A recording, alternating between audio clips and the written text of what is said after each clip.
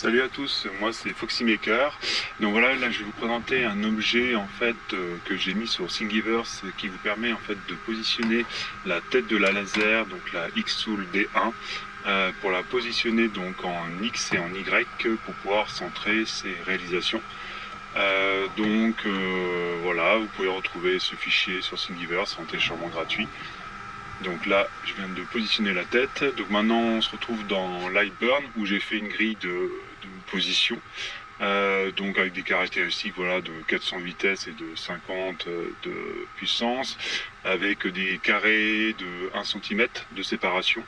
En plus, j'ai fait aussi un petit carré au milieu pour pouvoir par la suite imprimer ma carte de visite pour vous faire un petit test.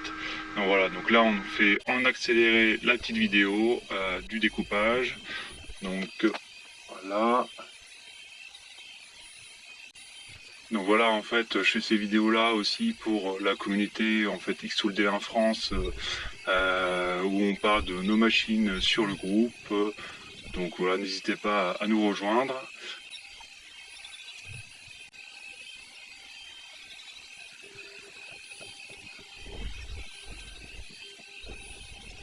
Donc après, si vous aimez cette vidéo, n'hésitez pas à faire un petit pouce, voilà, parce que bon, c'est ma première et c'est toujours sympathique d'avoir. Donc une fois qu'on a découpé, voilà, on a pas découpé, on a gravé notre grille. Maintenant, on va pouvoir en fait retourner dans Lightburn et cette fois-ci faire notre test de centrage. Donc moi, je vais le faire sur une carte de visite, donc en 85 par 53.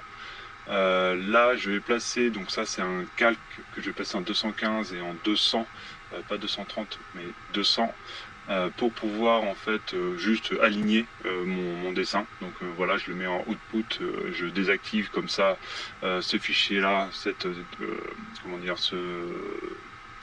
cet élément ne sera pas découpé ni gravé. Donc voilà, on va se faire un petit ours. Donc là, je le positionne au bon endroit. Pareil, je le remets au centre. Je centre tout ça. Par-dessus, je vais mettre un contour. Donc là, l'image, voilà, moi je la grave en 6000 et par 200 de puissance. Donc en fait, là, on est sur une X-Tool en 10 watts.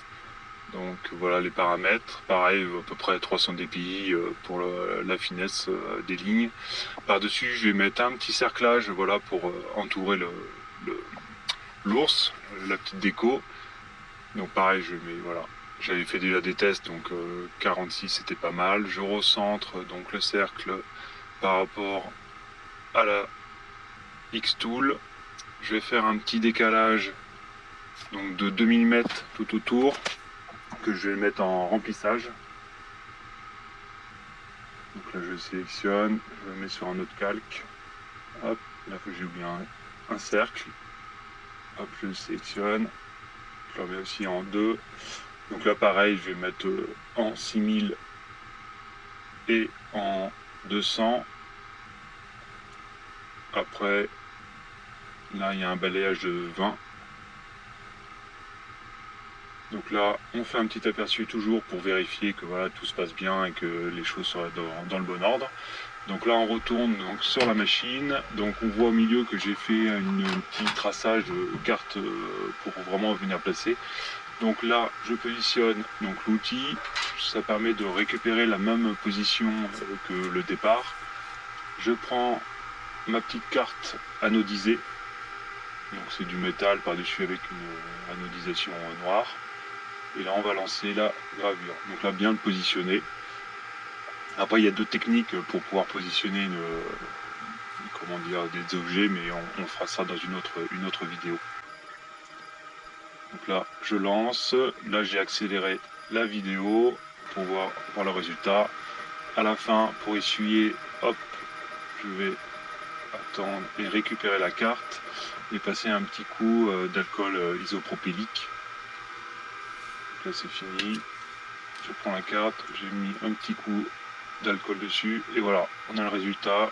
Le dessin est centré sur la carte et là on peut reproduire à l'infini le centrage. Voilà, donc n'hésitez pas à mettre le petit j'aime et par la suite je ferai d'autres vidéos sur autre chose et à rejoindre aussi le groupe Facebook Xtool D1 France. À bientôt!